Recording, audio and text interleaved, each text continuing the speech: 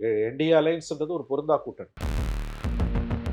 But எடப்பாடியோட லீடர்ஷிப்பை நாம் K Awas accept பண்ணாரே தவிர மற்றபடி வந்து ஒரு முதலமைச்சர் எடப்பாடின்னு எங்கேயுமே சொல்லலை இது வரைக்கும்.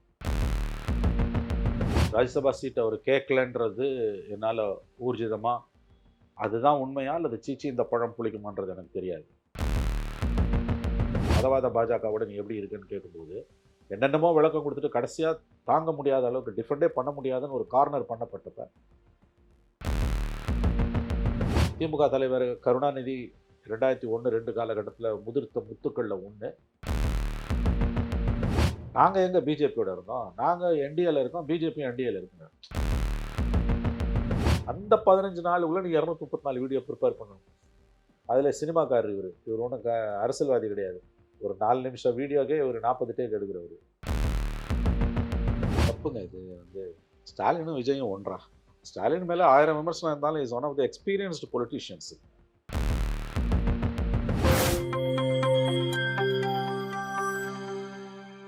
நியூஸ்பிக்ஸ் இந்தியா நேயர்களுக்கு வணக்கம். இன்று நம்மிடையே இணைந்திருக்கிறார் மூத்த பத்திரிகையாளர் திரு மணி அவர்கள். சார் வணக்கம் சார். சார், பிரதமர் மோடி தமிழகத்துக்கு வருகை தந்திருந்தப்ப என்டிஏ கூட்டணி, குறிப்பா அமமுக தலைவர் டிடிவி தினகரன் அவர்களும் எடப்பாடி அவர்களும் ரொம்ப ஒற்றுமையா இருக்கிற மாதிரியான ஒரு தோற்றம் மேடையில காட்டப்பட்டது. பங்காளிங்க, அண்ணன் தம்பி சண்டை தான், இப்ப நாங்க ஒண்ணு சேர்ந்துட்டோங்கிற மாதிரி தான் பேசினாங்க. நேற்றைய தினம் தினகரன் அவர்கள் சொல்லும் பொழுது சீட் ஷேரிங் பத்தி நான் என்டிஏவோட தான் பேசுவேன், பிஜேபி மூலயமா தான் நான் வந்தேன், ஏடிஎம்கேவோட நான் பேச மாட்டேன் அப்படின்னு பகிரங்கமா சொல்லியிருக்காரு. இதை எப்படி புரிஞ்சுக்கிறது சார்?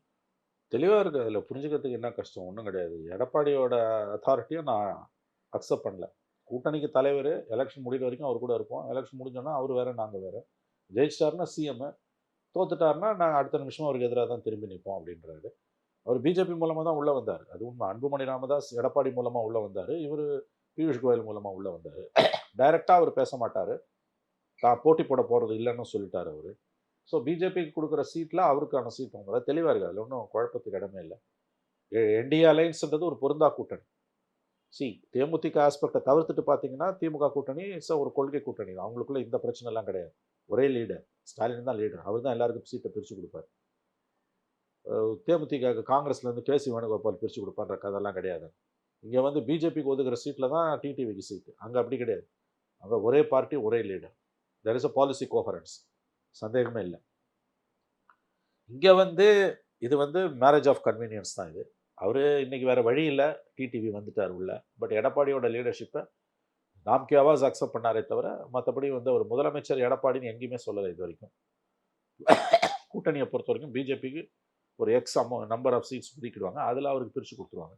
ரொம்ப கிளவராக நான் போட்டி போட மாட்டேன்ட்டார். ஏன்னா ஜெயிச்சா என்னால் தான் ஜெயிச்சான்னு எடப்பாடி சொல்லக்கூடாதுன்ட்டு.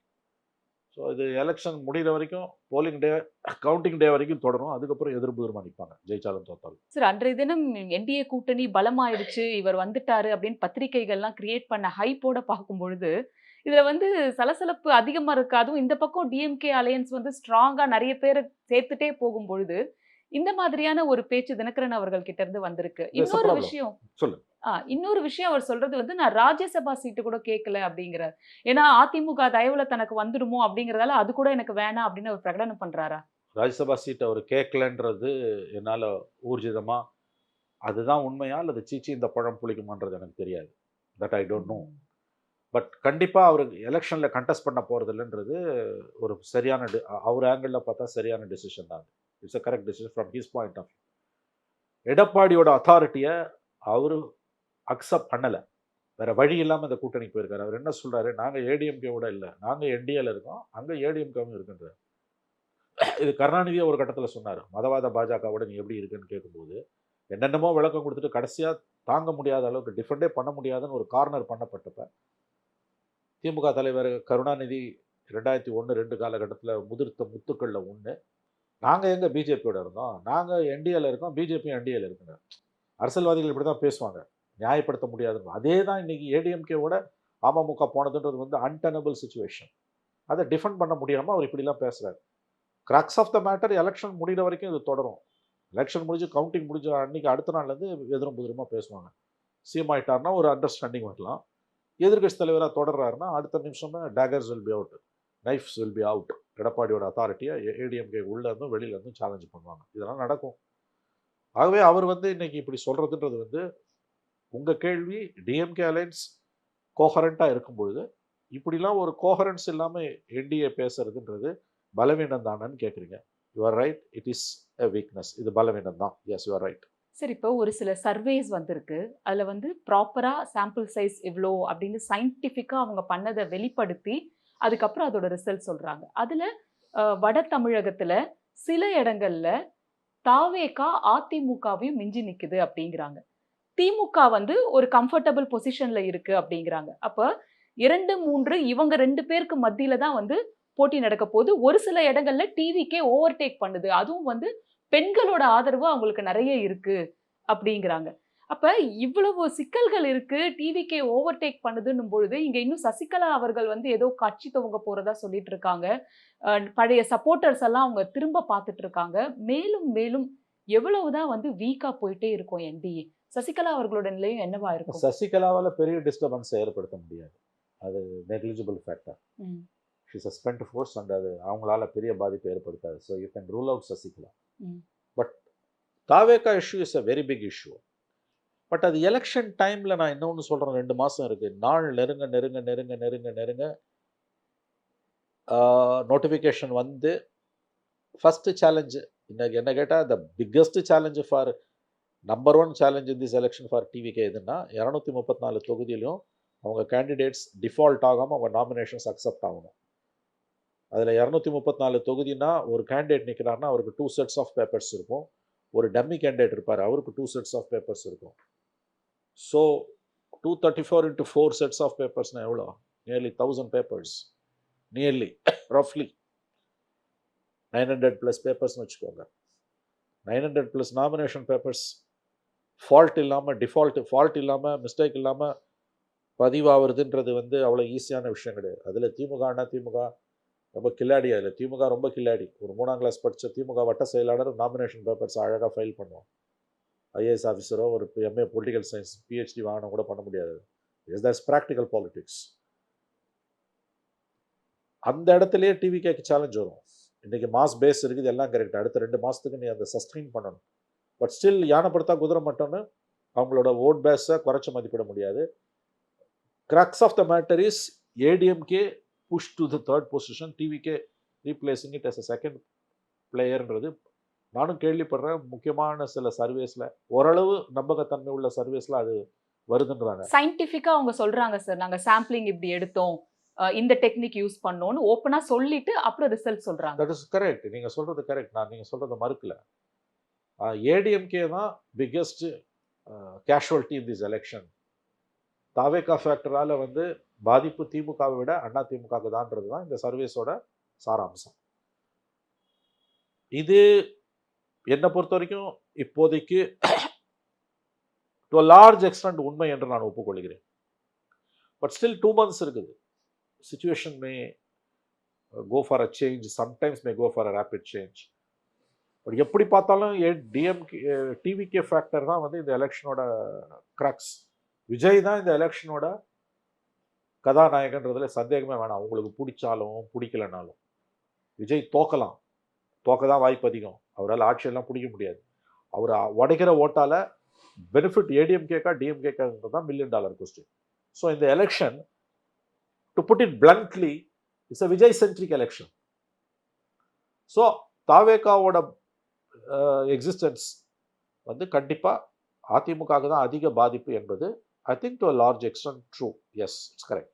சார், விஜய் அவர்கள் 234 தொகுதிகள்லையும் வீடியோ மூலயமா கேம்பெயின் பண்ண போறதா வந்து அவங்க கட்சியில இருந்து அறிவிச்சிருக்காங்க. அந்த வேட்பாளரோட பேரு, அப்புறம் ஒரு சில வாக்குறுதிகளோட அவர் வீடியோ வந்து அனுப்ப போறாரு. எல்லா பெரும்பாலான தொகுதிக்கு அவரால போக முடியாது அப்படிங்கிறது அவங்களே சொல்லியிருக்காங்க. இதே மாதிரி அவர் தொடர்ந்துட்டே இருந்தா, அவருக்கு இருக்கிற மக்கள் செல்வாக்குக்கு அவர் இந்நேரம் இறங்கி களப்பணி பண்றத விட்டுட்டு, திரும்பவும் இதே மாதிரி வீடியோ மூலியமா தான் வந்து தேர்தல் பிரச்சாரமும் பெரும்பாலும் நடக்கும்ன்ற ரீதியில தான் இத நம்ம புரிஞ்சுக்க முடியுது இல்லையா? இது பாலிடிக்ஸில், அதுவும் கிரவுண்ட் பாலிடிக்ஸில் வீடியோவில் தான் போட்டவர் 234 தொகுதிக்கும் வரமாட்டார்னா தட் வில் பி டிசாஸ்டர். அந்த பாதிப்பே வந்து உங்களுக்கு வந்து that will have an impact on his vote base. மற்ற லீடர்ஸ் எல்லாம் கிரவுண்டில் இருப்பாங்க. ஸ்டாலின், எடப்பாடி பழனிசாமி, சீமான் இவங்கெல்லாம் கிரவுண்டில் இருக்கும்போது the 4th player, not rank wise, 4th player வீடியோவில் தான் இருப்பாருன்னா that will bound to have an impact on his vote bank. ஏன்னா கிரவுண்டுக்கு வந்தேன்னா க்ரௌட் மேனேஜ்மெண்ட்டு இந்த எதிர்கட்சிங்க பாஷையில் சொன்னால் களத்துக்கு வந்தாலே பணம் உழுது அப்படின்னா அதை ஹேண்டில் பண்ணணும். அது that has to be managed.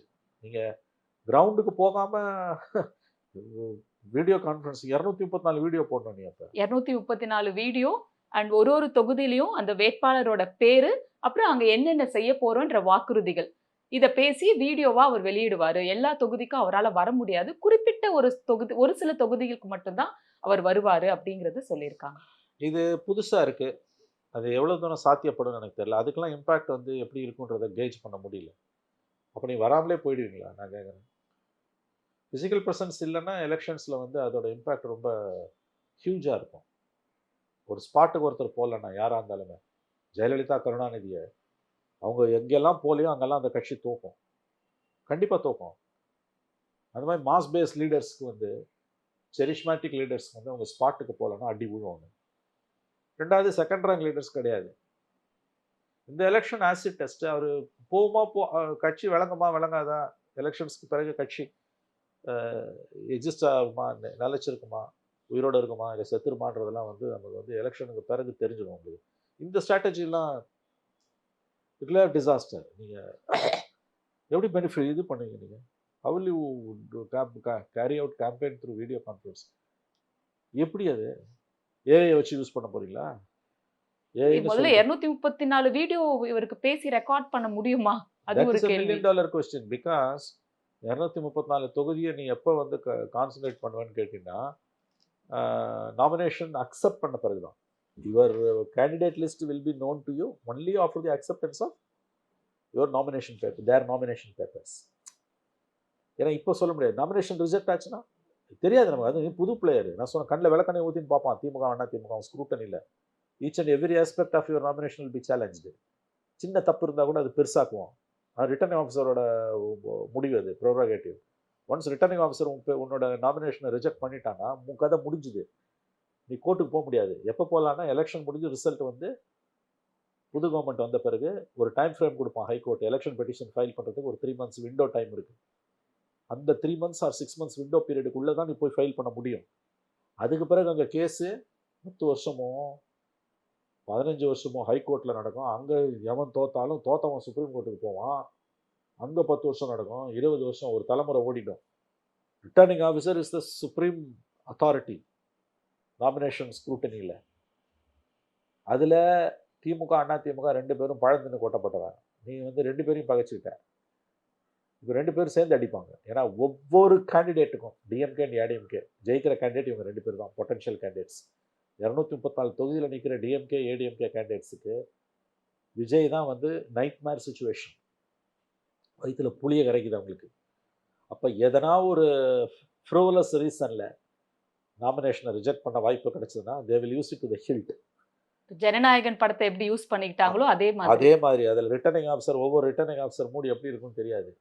அதனால் உனக்கு எப்போ நாமினேஷன் ஃபைல் ஆச்சுன்றது, உங்கள் கேண்டிடேட் லிஸ்ட் உங்கள் கையில் எப்போ வரும்னா only after the acceptance of your nomination papers. Nomination paper accept ஆகிட்டு கேன்வாஸுக்கு 15 நாள் தான் இருக்கும். அந்த 15 நாளுக்குள்ளே நீ 234 வீடியோ ப்ரிப்பேர் பண்ணணும். அதில் சினிமாக்காரர் இவர் ஒன்றும் அரசியல்வாதி கிடையாது.